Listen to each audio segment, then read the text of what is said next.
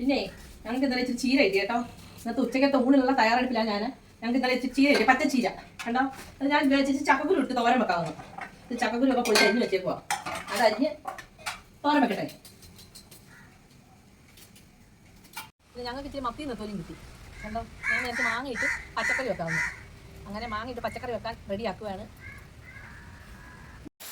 അങ്ങനെ ഞങ്ങളുടെ ചീരത്തോരനൊക്കെ നല്ല സെറ്റായി. ചക്കക്കുരുവൊക്കെ ഇട്ട് കണ്ടോ അരപ്പൊക്കെ ഇട്ട് റെഡിയാക്കുകയാണ്. പിന്നെ അതിനകത്ത് മത്തി 2-3 എടുത്ത് ഞാൻ വറക്കാൻ വെച്ചു.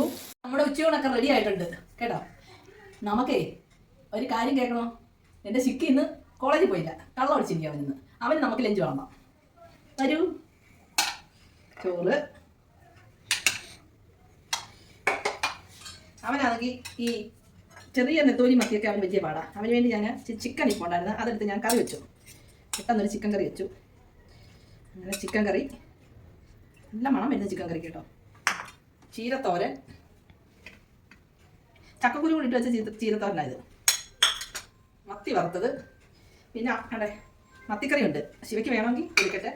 അവിടെ കൊച്ചു കാലത്തിലെ മോരും ഉണ്ട്.